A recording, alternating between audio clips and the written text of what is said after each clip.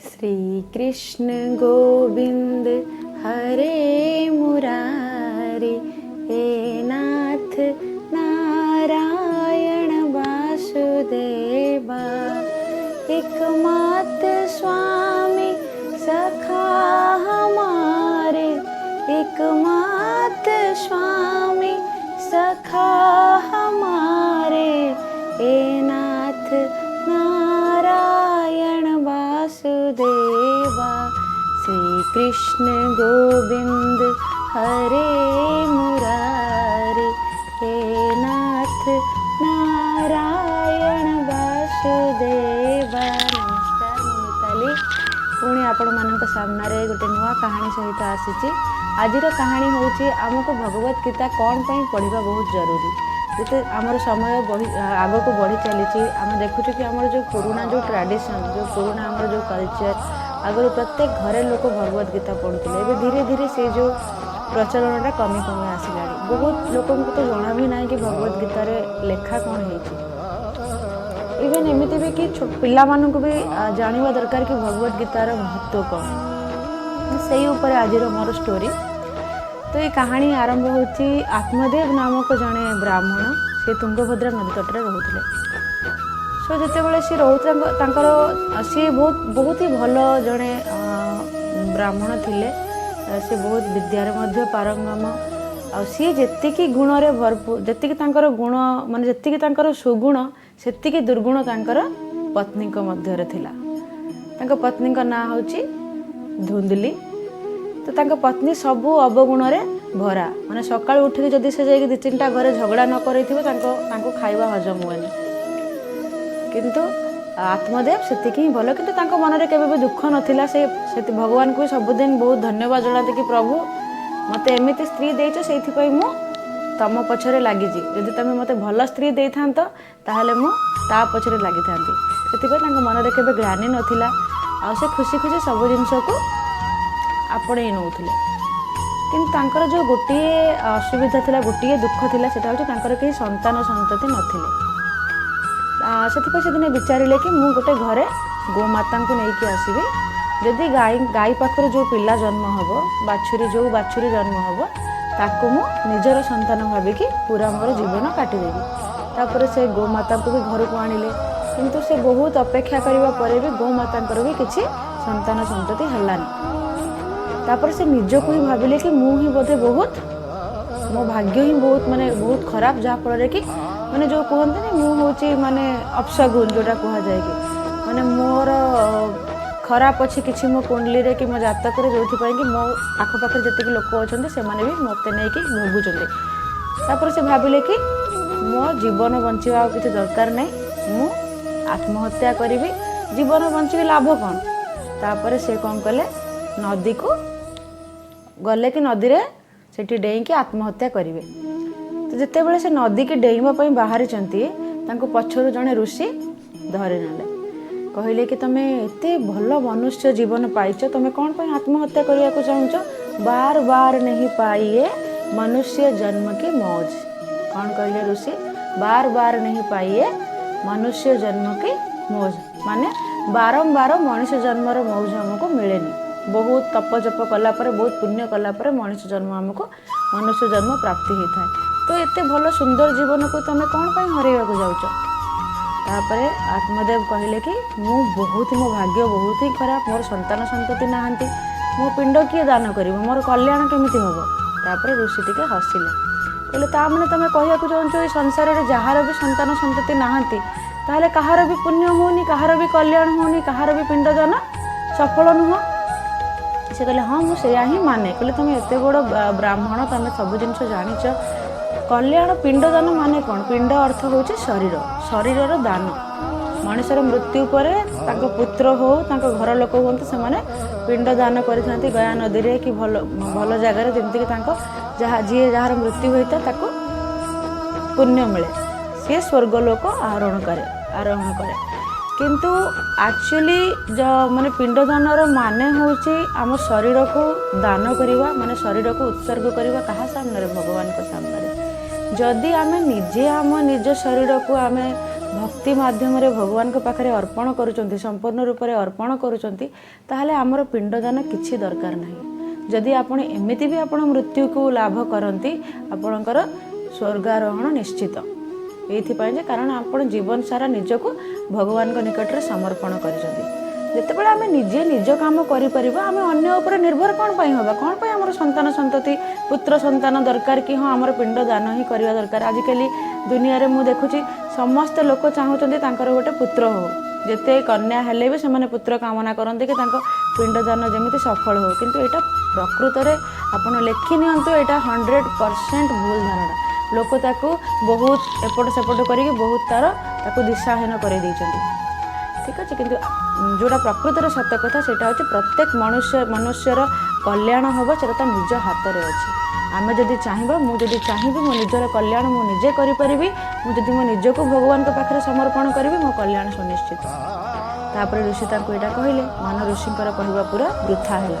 आत्मदेव कहले मुझे जानी कारण आम जो अंधविश्वास आग को बढ़ी आमको से अंधविश्वास त्याग करने बहुत समय लगे बहुत जल्दी आम से ग्रहण कर तापर ऋषि कहले कि एते भल कथा जो आत्मदेव भाविले कि एते भल कथा जो ऋषि मते कहउचंती तार से कौन से साधारण ऋषि नुहंती से कौन कले तुरंत गोड़ तले पड़गले कहले कि आपण बहुत महान आपण किछि करंतु मते जहाँ भी मोर संतान संतति दरकार। तापर ऋषि कहले ठीक अच्छे आंकु तो बुझे किछि लाभ नहीं सी कौन कले गोटे फल देले कहले यहाँ मोर वर्ष वर्ष तपस्यार फल यहाँ नहीं कि आपण स्त्री को खुआई दिंतु से निश्चय गर्भवती हो। तापर आत्मदेव कौन कले फलटा नहीं कि गले ऋषि को बहुत धन्यवाद जनइले घर नहीं स्त्री को कहले कि यहाँ जड़े बहुत महान ऋषि ये फलटा देते आपको तुम जल्दी खाई दियो खाइले यार जो आठ जो पुत्र संतान जन्म हम सी बहुत ज्ञानी हम और बहुत सुगुण संपन्न हम बहुत तेजस्वी बालक हम।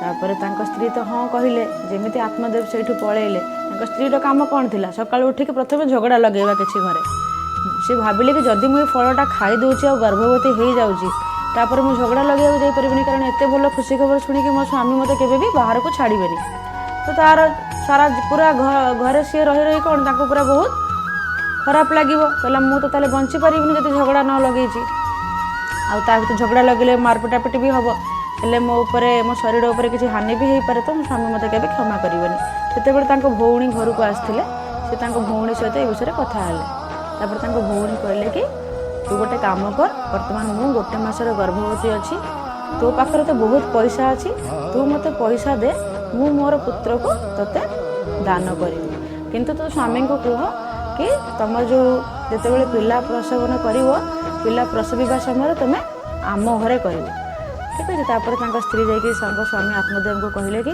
मु फल खाई देछि आउ मु बर्तमान गर्भवती हो तो मु मोर पिला जो जन्म करी से मो भौणी घरे मो पिला जन्म करी।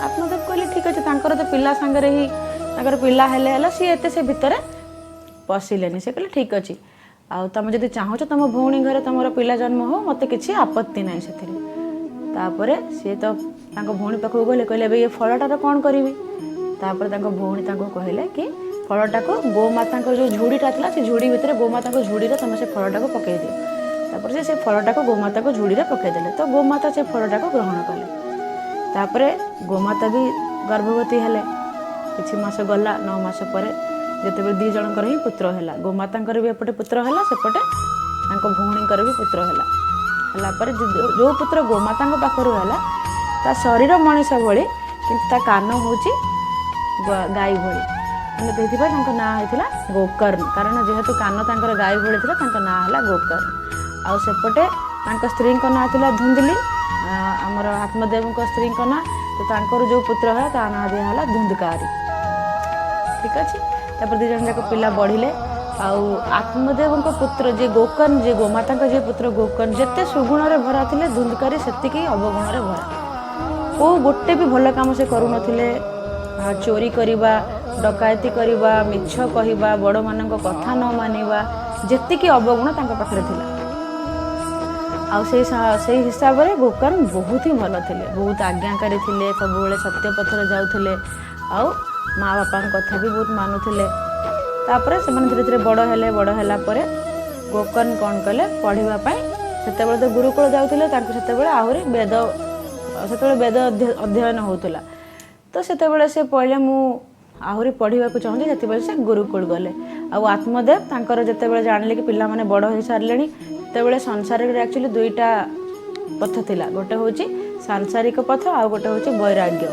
ତ ବୈରାଗ୍ୟ ଲୋକ କେତେବେଳେ ନେଉଥିଲେ, ଯେତେବେଳେ ଜାଣି ଯାଉଥିଲେ କି ଆମ ପିଲାମାନେ ଏବେ ବଡ଼ ହୋଇଗଲେଣି, ଏବେ ସେମାନଙ୍କର ବୁଝିବା ସୁଝିବା ଶକ୍ତି ହେଲାଣି, ସେମାନେ ଭଗବାନଙ୍କୁ ନିଜକୁ ସମର୍ପଣ କରିଦେଉଥିଲେ ଭଗବାନଙ୍କ ପାଖରେ, ଆଉ ଜଙ୍ଗଲକୁ ପଳାଉଥିଲେ, ଯାଇକି ସେଠି ତପସ୍ୟା କରୁଥିଲେ, କରିକି ସେମାନେ ବହୁତ କିନ୍ତୁ ଆଜିକାଲି ଲୋକମାନେ ମୃତ୍ୟୁ ପର୍ଯ୍ୟନ୍ତ ସେମାନେ ଗୃହସ୍ଥ ଧର୍ମ ପାଳନ କରୁଛନ୍ତି।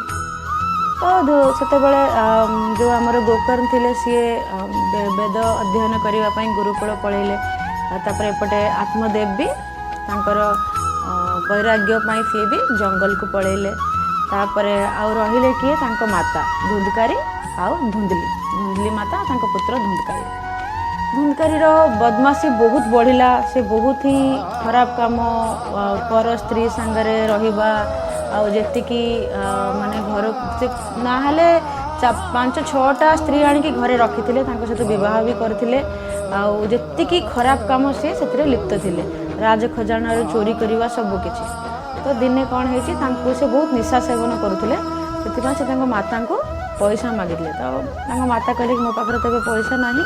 ସେ ତ କ୍ରୋଧ ଆସିଲା, ତ କ୍ରୋଧର ଆବଶରେ ସେ ତାଙ୍କ ମାତାଙ୍କର ହତ୍ୟା କଲେ। ମାତାଙ୍କ ମୃତ୍ୟୁ ପରେ ବଞ୍ଚିଲେ ତାଙ୍କର ସ୍ତ୍ରୀ ତାଙ୍କ ପାଖରେ ରହିଥିଲେ, 6-7 ଜଣ ଯାକ ଯେଉଁ ସ୍ତ୍ରୀ ଥିଲେ, ସେମାନେ ତାଙ୍କୁ ଆହୁରି ଚୋରି କରିବା ପାଇଁ ପ୍ରବର୍ତ୍ତାଇଲେ କି ଯାଇକି ରାଜାଙ୍କ ଖଜଣାରୁ ଚୋରି କର। ତ ଧୁନ୍ଧକାରୀ ଚୋରି ବି କରୁଥିଲେ, ଆଉ ଯେତେବେଳେ ବହୁତ ବଡ଼ ଗୋଟେ ଚୋରି କଲେ, ସେତେବେଳେ ରାଜାଙ୍କ ସୈନ୍ୟମାନେ ତାଙ୍କ ପଛରେ ପଡ଼ିଗଲେ ଖୋଜିବା ପାଇଁ। ତାପରେ ଧୁନ୍ଧକାରୀର ସ୍ତ୍ରୀମାନେ କହିଲେ କି ଯଦି ରାଜା ସୈନ୍ୟ ତ ନିଶ୍ଚୟ ଆଙ୍କୁ ଖୋଜିକି କାଢ଼ିଦେବେ, ଆଉ ଯଦି ଆମ ଘରକୁ ପଳେଇ ଆସିଲେ ତାହେଲେ ନିଶ୍ଚିତ ଆମମାନଙ୍କର ବି ଆଙ୍କ ସାଙ୍ଗରେ ଆମକୁ ବି ବନ୍ଦୀ ବନେଇକି ନେଇଯିବେ, ଆଉ ଆମମାନଙ୍କର ବି ମୃତ୍ୟୁ ସୁନିଶ୍ଚିତ। ତାପରେ ସେମାନେ କ'ଣ କଲେ, ରାତିରେ ଭାବିଲେ କି ଆଜି ରାତିରେ ଆମେ ସମସ୍ତେ ମିଶିକି ଆଙ୍କର ହତ୍ୟା କରିବା। ତ ସେମାନେ ତାକୁ ବହୁତ ମଦିରା ପାନ କରାଇଲେ। ଯେତେବେଳେ ବହୁତ ମଦିରା ପାନ କରିସାରିଲା ପରେ ଧୁନ୍ଧକାରୀ ଅଚେତ ଅବସ୍ଥାକୁ ପଳାଇଲେ। ଯେତେବେଳେ ସେ ଅଚେତ ଅବସ୍ଥାକୁ ପଳାଇଲେ, ସେ ଆଉ କିଛି କରିବାର ସକ୍ଷମ ନଥିଲେ, କେଉଁ ଜିନିଷ କିଛି କରିପାରିବେନି, ହଲି ବି ପାରୁନଥିଲେ, ପୁରା ଅଚେତରେ ଥିଲେ। ସେତେବେଳେ ସମସ୍ତେ ମିଶିକି ତାଙ୍କୁ ମାରିବାକୁ ଚେଷ୍ଟା କଲେ, କିନ୍ତୁ ଏତେ ପାପ କାମ କରିଥିଲେ ଧୁନ୍ଧକାରୀ, ତାଙ୍କ ମୃତ୍ୟୁ ବି ଏତେ ସହଜରେ ମିଳିଲାନି। ଦେଖନ୍ତୁ, ଯେତେ ଆପଣ ଜୀବନରେ ପାପ କାମ କରିବେ, ଆପଣଙ୍କୁ ମୃତ୍ୟୁ ସେତେ ସହଜରେ ମିଳିବନି। ଯଦି ଆପଣ ଜୀବନରେ ବହୁତ ଭଲ କାମ କରିବେ, ମୃତ୍ୟୁ ଆସିଲେ ବି ମୃତ୍ୟୁ ଆପଣଙ୍କୁ ସ୍ୱାଗତ କରିବ। ସେଥିପାଇଁ ସବୁବେଳେ ଚେଷ୍ଟା କରନ୍ତୁ ବହୁତ ଭଲ କାମ କରିବାକୁ। ତାପରେ ତାଙ୍କର କ'ଣ କଲେ, ସମସ୍ତେ ମିଶିକି ଗରମ କୋଇଲା ଯେଉଁ ଅଛି, ତାକୁ ପୁରା ଗରମ କୋଇଲା କାଢ଼ିକି ତାଙ୍କ ମୁହଁରେ ପୁରେଇଲେ। ତ ବହୁତ କଷ୍ଟରେ ତାଙ୍କୁ ମାରିଛନ୍ତି ଧୁନ୍ଧକାରୀକୁ। ତାପରେ ଶେଷରେ ତାଙ୍କ ମୃତ୍ୟୁ ହେଲା। ତାଙ୍କ ମୃତ୍ୟୁ ଖବର ଶୁଣିକି ଗୋକର୍ଣ୍ଣ ଯାଇଥିଲେ, ଯେଉଁ ବାହାରେ ପଢ଼ିବାକୁ, ସିଏ ଗୁରୁକୁଳ ଯାଇଥିଲେ। ଗୁରୁକୁଳରୁ ଘରକୁ ଆସିକି ତାଙ୍କର ସବୁ ସଂସ୍କାର କଲେ। କରିସାରିଲା ପରେ ତାଙ୍କୁ କୁଆଡ଼େ ଗୟା ନଦୀରେ ନେଇକି ତାଙ୍କର ତର୍ପଣ କଲେ, ତାଙ୍କ ପିଣ୍ଡଦାନ କଲେ, ସବୁକିଛି କଲେ। କରିକି ଘରେ ଆସିକି ଗଙ୍ଗାଜଳ ପକାଇକି, ଘରେ ଗଙ୍ଗାଜଳ ଛିଞ୍ଚିକି ଘରକୁ ପବିତ୍ର କରାଇଲେ। ରାତିରେ ଦିନେ ସେ ଶୋଇଛନ୍ତି, ହଠାତ୍ କାହାର କାନ୍ଦିବାର ସ୍ୱର ଶୁଭିଲା। ସେ କହିଲେ କିଏ ଏବେ କାନ୍ଦୁଛି? ତ ତାପରେ ସେତେବେଳେ ଧୁନ୍ଧକାରୀ କହିଲେ କି ହେଉଛି ମୁଁ ତୁମର ବଡ଼ ଭାଇ। ଧୁନ୍ଧକାରୀ କହୁଛି ଆଉ ମୁଁ ପ୍ରେତ ଯୋନିକୁ ପ୍ରାପ୍ତ ହେଇଛି, ଆଉ ମୋର ଆତ୍ମା ବହୁତ ଏପଟ ସେପଟ ବୁଲୁଛି, ମୋତେ ଆତ୍ମାର ଶାନ୍ତି ମିଳୁନି, ମୋର ଆତ୍ମାର ସଦ୍ଗତି ପାଇଁ କିଛି କର। ତମେ ବହୁତ ଜ୍ଞାନୀ, ବହୁତ ଜିନିଷ ଜାଣିଛ, କିଛି କର ଯେମିତି ମୋ ଆତ୍ମାର ସଦ୍ଗତି ହେବ। ତାପରେ ଗୋକର୍ଣ୍ଣ ଭାବିଲେ କି ମୁଁ ତ ତମର ବହୁତ ଗୟା ନଦୀରେ ତର୍ପଣ ବି କରିଛି, ତମର ପିଣ୍ଡଦାନ କରିଛି, ତାପରେ ବି ପୁଣି କ'ଣ ପାଇଁ ଏମିତି? ତାପରେ ଧୁନ୍ଧକାରୀ ସେତେବେଳେ ହସିଲେ। କାନ୍ଦି ସେ ହସୁଛନ୍ତି, କେତେ ଦୁଃଖ ଦେଖନ୍ତୁ, କାନ୍ଦି ହସି କହୁଛନ୍ତି କି ଗୟା ଶ୍ରାଦ୍ଧ ସତର୍ନାପି ମୁକ୍ତିର୍ମାରା ଭବିଷ୍ୟତି। ଗୟା ଶ୍ରାଦ୍ଧ ସତର୍ନାପି ମୁକ୍ତିର୍ମେନା ଭବିଷ୍ୟତି। ତା ମାନେ ହେଉଛି ମୋତେ ତୁମେ ଗୟା ନଦୀରେ 100 ଥର ବି ଯଦି ତୁମେ ମୋର ତର୍ପଣ କରିବ, 100 ଥର ବି ମୋର ପିଣ୍ଡଦାନ କରିବ, ମୋର କେବେ ବି ମୁକ୍ତି ହେବନି, କାରଣ ମୁଁ ଏତେ ପାପ କରୁଛି। ତାପରେ କହିଲେ ତୁମେ ଏବେ ଯାହା ବି ହଉ କିଛି କର, ତୁମକୁ ମୁଁ ପ୍ରାର୍ଥନା କରୁଛି, ତୁମର ଗୋଡ଼ ଧରୁଛି, ମୋର ଆତ୍ମାର ମୁକ୍ତି ପାଇଁ କିଛି କର। ତୁମେ ବହୁତ ଜ୍ଞାନୀ, ତୁମ ଛଡ଼ା ମୋର ଆଉ କିଛି ଉପାୟ ନାହିଁ, ମୋର ଆଉ କେହି କିଛି ରାସ୍ତା ମୋତେ ଦେଖାଯାଉନି। ତାପରେ ଯେହେତୁ ଗୋକର୍ଣ୍ଣଙ୍କ ଭାଇ ଥିଲେ, ତ ଗୋକର୍ଣ୍ଣଙ୍କୁ ବି ରାତି ସାରା ସେ ଶୋଇପାରିଲେନି, ଭାବିଲେ ମୁଁ କେମିତି କରିବି। ତାପରେ ବ୍ରାହ୍ମ ମୁହୂର୍ତ୍ତରେ ସେ ସବୁଦିନ ଉଠନ୍ତି, ଆଉ ସେ ସବୁବେଳେ ତ୍ରିକାଳ ସନ୍ଧ୍ୟା ପୂଜା କରୁଥିଲେ। ତ୍ରିକାଳ ସନ୍ଧ୍ୟା ପୂଜା ମାନେ ଦିନକୁ 3 ଥର ପୂଜା ଯେଉଁ ବ୍ୟକ୍ତି କରନ୍ତି, 3 ଥର ମାନେ ନିୟମ ଅନୁସାରେ जो व्यक्ति दिन को 3 थर नियम अनुसार पूजा करते से डाक भगवान देवगण बहुत जल्दी शुणती। 3 थर पूजा माने आम जमी पूजा करमती ना मैंने घंटी बजे देले धूप जलैदेले से 3 थर पूजा से पूजा नुह नियम अनुजाई 3 थर जो मैंने पूजा करती गोटे सका आ संध्या बेले गोधूली टाइम आउ गोटे हूँ आपंकर राति शोवा पूर्व जो पूजा हुए तो गोकर्ण से पूजा करते तो से ब्राह्म मुहूर्त सूर्य नारायण देवता को प्रार्थना कले। सूर्य नारायण देवता आसी कहले कि अच्छा गोकर्ण मत कौन पर डाकिल कहले प्रभु आपण कहतु मु केमती मो भाई धुंधकारी आत्मार सद्गति कामना करी। तापर सूर्य नारायण देवता कहले कि आपण 7 दिन भागवत गीता पाठ करंतु से मुक्ति मिले। तापर गोकर्ण तांकर बहुत धन्यवाद कृतज्ञता जनइले सी तापर ग्राम रे जतिक लोक थे समस्त को भागवत पाठ होली जनइले कि आमर एबे भागवत पाठ हम समस्ते आसते समस्ते आसिले निमंत्रण देले समस्ते आसिक पहुँचले भागवत गीता पाठ हम हेले आमर धुंधकारी को कौटी रखिए सी तो प्रेत तांकर आत्मा तो प्रेत जोनिर अच्छी से मैंने कौन कले 7टा गंठी थी बाउंश नहीं आसिले से 7टा गंठी बाउंश भितर धुंधकारी को आत्मा रहा। ठीक अच्छे प्रथम दिन भागवत गीता पाठ है प्रथम गंठी फिटिगला द्वितीय दिन भागवत पाठ है द्वितीय गंठी फिटिगला एमती 7 दिन 7टा गंठी फिटिगला।